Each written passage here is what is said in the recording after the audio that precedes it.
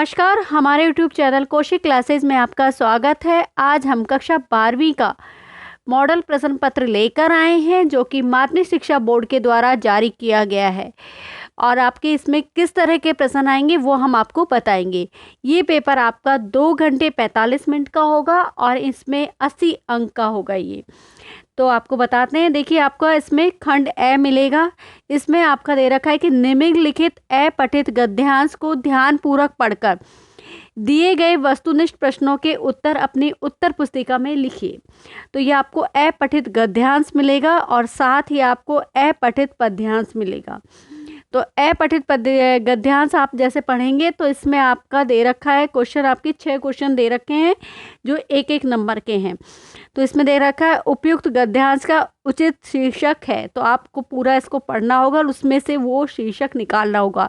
जैसे कि इसमें आपका आ जाएगा राम काव्य। निम्न में से किस काव्य की अभी तक कोई प्रतिलिपि प्राप्त नहीं हुई है? तो यहाँ पर आप देखिए कि इसके अंदर आपको आंसर मिल रहा है। तो इसमें आप लिखेंगे रामचरित रामायण की। तो यहाँ पर आपका दे रखा है। फिर आपका है कि निम्न में से कौन सा काव्य रीति शास्त्र के आधार पर लिखा गया है? तो यहाँ आपका उत्तर आएगा राम प्रकाश। फिर है आपका रामचंद्रिका काव्य के कवि हैं। तो यहाँ पर आपका उत्तर आएगा केशव। निम्न में से कौन सा काव्य संवाद रूप से लिखा गया है? तो यहाँ पर आपका आएगा रामायण महानाटक।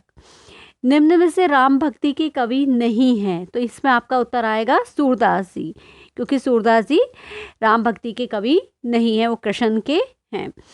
इसके बाद आपका देखो अपठित पद्यांश दे रखा है जिसमें आपका ये पूरा आपको पढ़ना है। एक चीज़ आपको और बता देती हूँ कि कई बार आपके वस्तुनिष्ठ क्वेश्चन नहीं मिलते हैं, तो कई बार वैसे ही आपको क्वेश्चन दे दिए जाते हैं तो आप उसका हिंदी अनुवाद कर कर ही लिखें।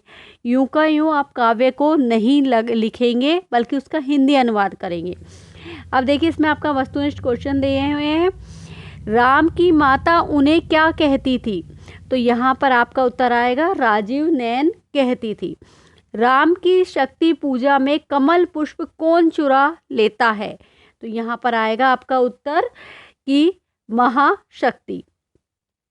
इसके बाद है राम ने किसको पराजित करने के लिए शक्ति की उपासना की थी? तो आपका इसमें उत्तर आएगा रावण। 2 नील कमल है शेष अभी, राम किन नील कमलों की बात कर रहे हैं? तो यहाँ पर किसकी बात कर रहे हैं? नेत्र की बात कर रहे हैं। नील कमल शब्द में अलंकार है कि इसमें आपसे पूछा जा रहा है कि पूरे में अलंकार है, तो आपका आएगा उपमा अलंकार। नैन शब्द के पर्यायवाची शब्द है, तो यहाँ पर आएगा आपका नेत्र, आँख और चक्षु। ये आपका ए नंबर का आएगा। अब देखिए इसका आपका कि निम्नलिखित रिक्त स्थानों की पूर्ति कीजिए। तो यहाँ पर आपको इसमें रिक्त स्थान मिलेंगे और आपके व्याकरण के हैं ये, तो आपको इनकी पूर्ति करनी है। तो जिस भाषा को बालक अपनी माँ तथा परिवार द्वारा सीखता है उसे डैश कहते हैं। तो यहाँ पर आपका क्या आएगा? मातृभाषा। हिंदी डैश दे दिया, इसमें लिपि में लिखी जाती है। तो किस में लिखी जाती है? देवनागरी लिपि में लिखी जाती है। मेरा घर गंगा पर है, वाक्य में शब्द शक्ति है।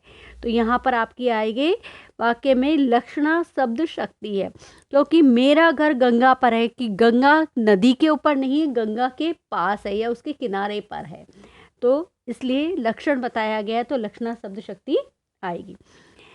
शब्द की जिस शक्ति से किसी शब्द के सबसे साधारण लोक प्रचलित अर्थ का बोध हो वो क्या कहलाती है? अभिधा कहलाती है।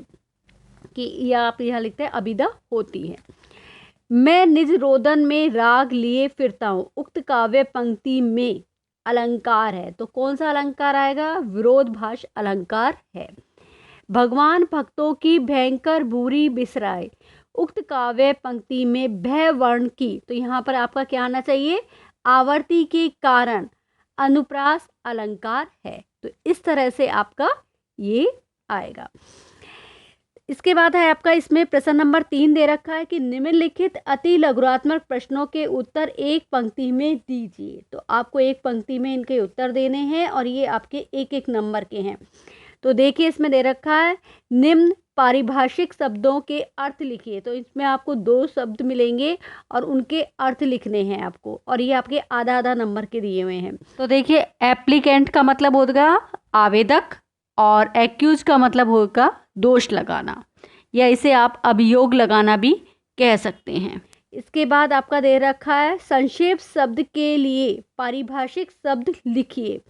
तो इसमें आपका क्या आना चाहिए, इसमें ब्रीफ आना चाहिए। तो ये आपका एक एक अंक के हो गए आपके। ये मेंढक मंडली का दूसरा नाम क्या था? तो मेंढक मंडली का दूसरा नाम इंद्र की सेना था। ये आप इसमें बता सकते हैं क्योंकि आपने भी लेसन पढ़ा है। तो क्या आएगा आपका कि इंद्र सेना था। फीचर लेखन क्या है? तो इसमें आप बताएंगे फीचर लेखन आधुनिक गद्य की नवीन विद्या है, और जिसका अर्थ क्या होता है मनोरंजन पूर्ण समाचार प्रस्तुत करना या देना। किसनदा की कौन सी छवि यशोधर बाबू के मन में बसी हुई थी? तो आप इसमें बता सकते हैं कि यशोधर बाबू के मन में सुबह की सैर पर निकलते थे जब गाउन पहनकर, टोपी ओढ़कर, और इस तरह से आप उनकी बातों को यहाँ पर लिख सकते हैं। वो छवि उनके मन में बसी हुई थी। कौन सी बात यशोधर बाबू कभी कभी तंजिया कहते थे या व्यंग के रूप में कहते थे? तो यहाँ पर आप क्या लिखेंगे कि कौन सी थी कि जब तक बाप है तब तक आप मौज कर ले। ये बात वो अपने बच्चों से बार बार में कहते, कभी कभार जब बात होती थी तो वो ये बातें दोहरा देते थे। इसके बाद है आपका कि पाठशाला में लेखक का विश्वास क्यों बढ़ने लगा? जूझ कहानी के आधार पर बताइए। तो यहाँ पर आप लिख सकते हैं कि एक तो सबसे बड़ी बात थी कि वो मास्टरों से अपनेपन का व्यवहार के कारण, और दूसरा आप बसंत के साथ दोस्ती हो गई थी। इस कारण से जो लेखक है उनका पाठशाला में जाने का मन करने लग गया था और उनके प्रति विश्वास बढ़ने लग गया था।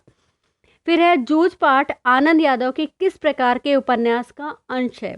तो इसमें किस प्रकार का है कि जूझ जो पाठ है वो आनंद यादव के साहित्य अकादमी पुरस्कार से सम्मानित है और जूझ उपन्यास से लिया गया है।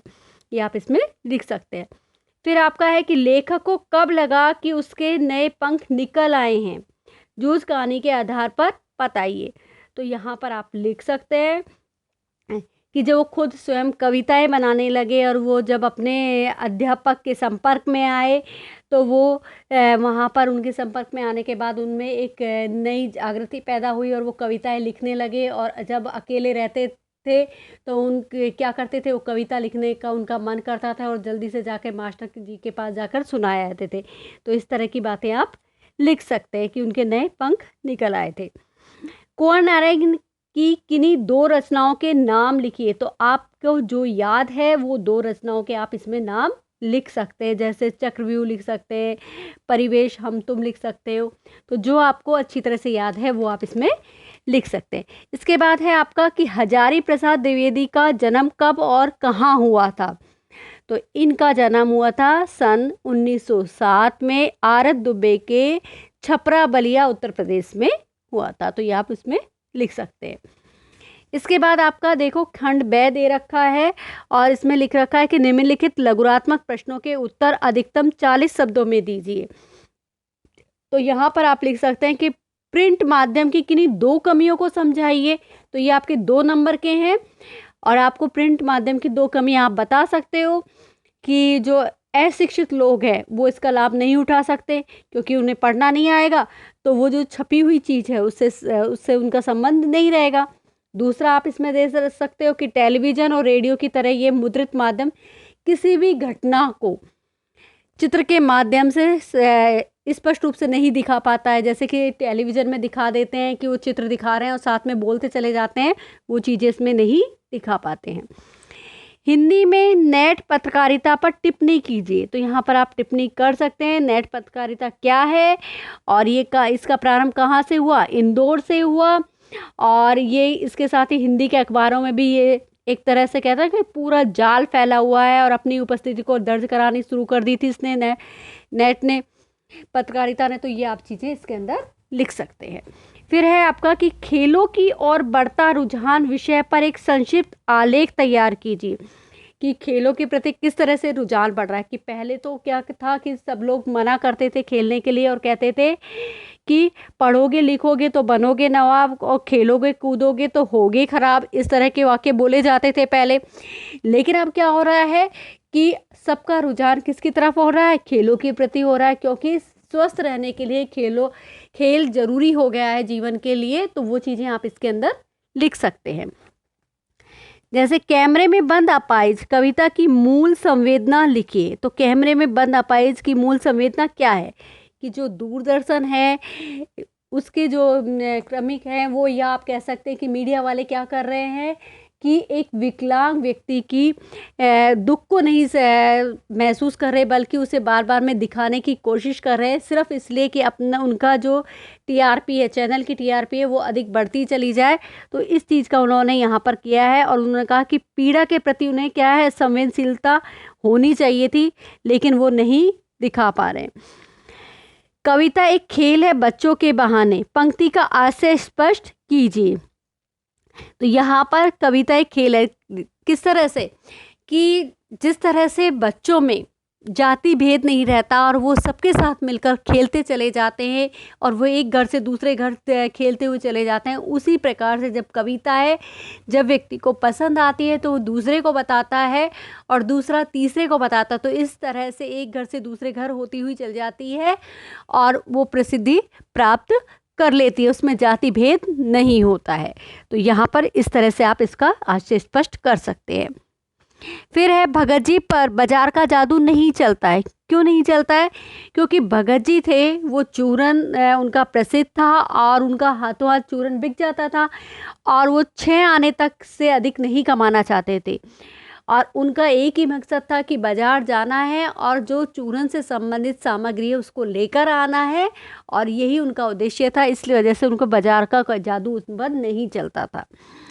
भक्तिन का दुर्भाग्य भी उससे कम हटी नहीं था, कैसे स्पष्ट कीजिए।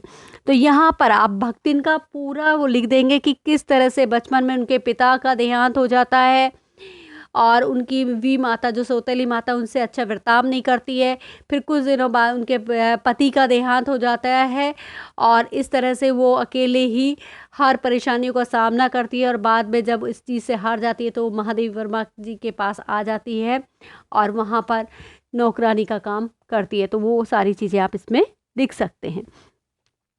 यशोधर बाबू को घर जल्दी लौटना पसंद नहीं था, क्यों, कारण स्पष्ट कीजिए।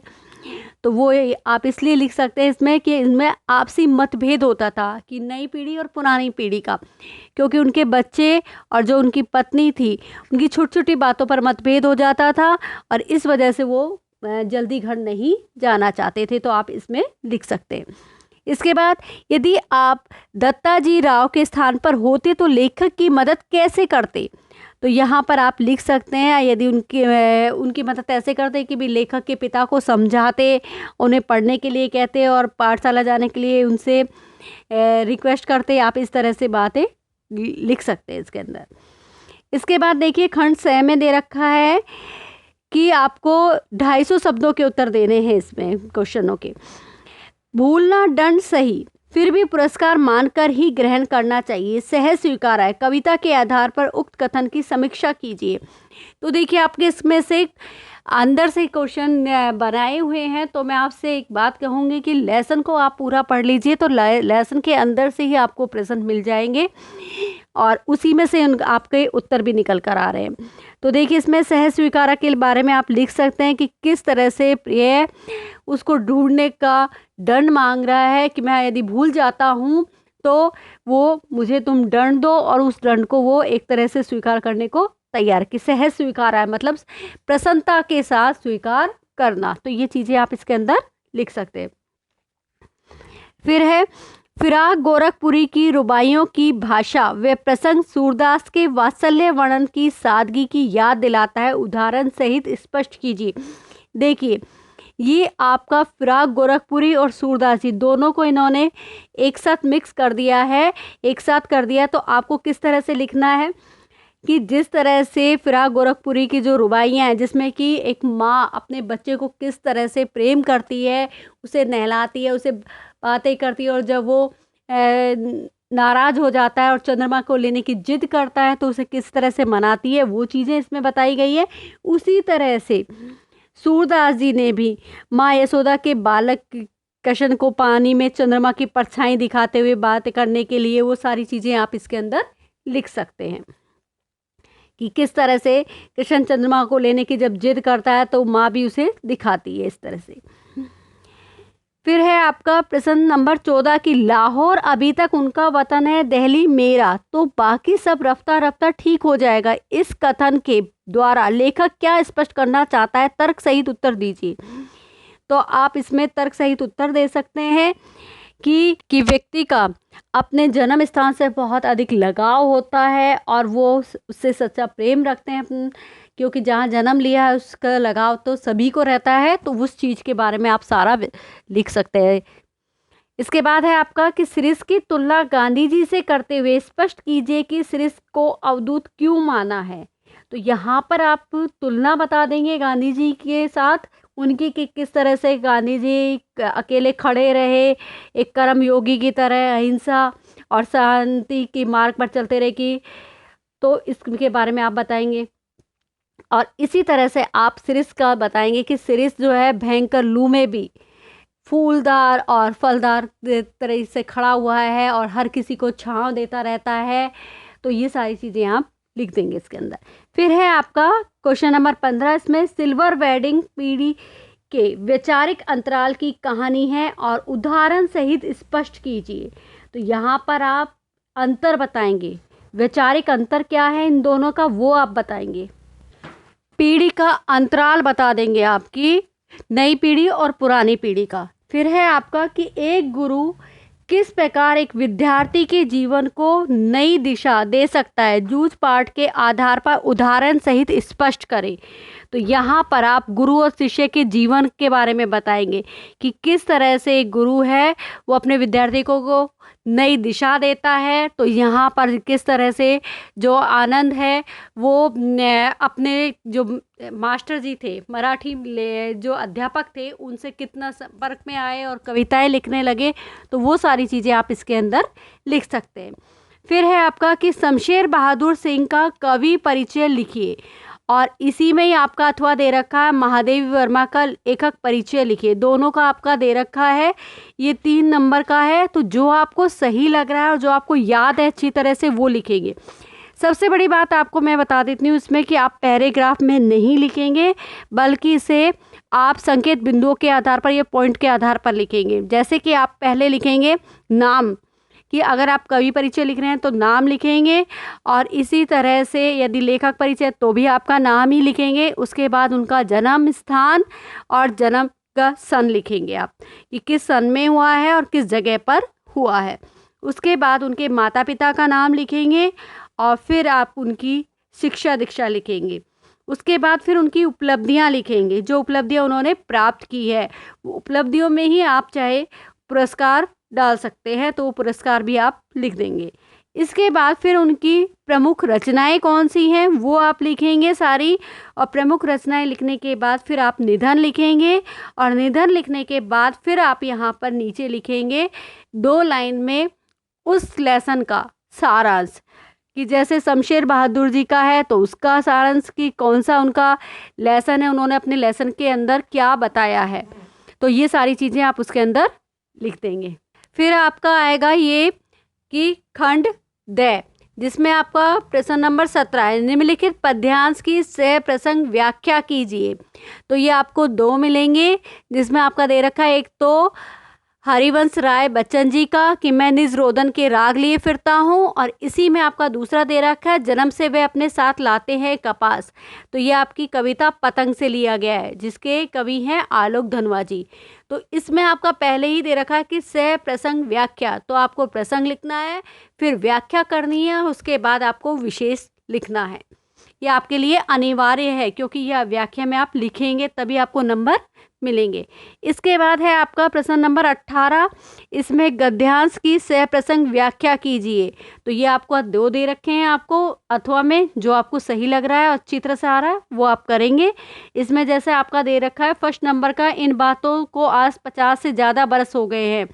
तो ये आपका किस में आ रहा है कि धर्मवीर भारती जी के द्वारा काले मेघा पानी दे जो अध्याय है उसमें से लिया गया है। तो आप उसी तरह से प्रसंग, व्याख्या और विशेष लिखेंगे। और दूसरा आपका पहलवान की ढोलक में से दिया गया है। आप इसके बाद आपका देखिए प्रश्न 19 कि अपने विद्यालय के लिए आवश्यक परीक्षा सामग्री हेतु निविदा तैयार कीजिए। तो आपका ये निविदा सूचना आपको तैयार करनी है इसमें, और सामग्री आप लिख सकते हैं इसमें। मैंने निविदा की वीडियो बना रखी है, तो आप मेरी वीडियो को देख सकते हैं और उसमें आपको सभी व्याकरण से संबंधित आपको पत्र मिल जाएंगे। फिर आपका है इसमें ही दे रखा है विज्ञप्ति का कि सचिव माध्यमिक शिक्षा बोर्ड राजस्थान अजमेर की ओर से रीट भर्ती परीक्षा की तिथि में परिवर्तन की विज्ञप्ति तैयार कीजिए। तो विज्ञप्ति की भी वीडियो बनी हुई है, तो आप उसमें देख सकते हैं वहाँ पर। इसके बाद है आपका प्रश्न नंबर 20, निम्नलिखित विषयों में से किसी एक विषय पर आपको निबंध लिखना है। तो आपको ये 4 मिलेंगे, जिसमें से आप चारों में से कोई सा जो सही लग रहा है आपको और अच्छी तरह से आ रहा है उसे आप लिखेंगे, और संकेत बिंदु के आधार पर आप लिखेंगे कि पहले प्रस्तावना लिखी है, उसके बाद फिर आप बिंदु लिखेंगे और उसके बाद आप ख़त्म करेंगे। इसे पूरा एक पैराग्राफ में आप नहीं लिखेंगे क्योंकि आपको नंबर नहीं मिलेंगे अगर इसको आप संकेत बिंदुओं के माध्यम से ही लिखें। तो इस तरह से ये आपका 80 नंबर का पेपर होगा और 2 घंटे 45 मिनट का होगा। तो आप इसे तरीके से करेंगे और इस तरह के और क्वेश्चन मैं आपको अगली वीडियो में देती रहूँगी। तो आपको यदि वीडियो पसंद आई है तो इसे लाइक करें, शेयर करें और चैनल को सब्सक्राइब करना ना भूलें। धन्यवाद।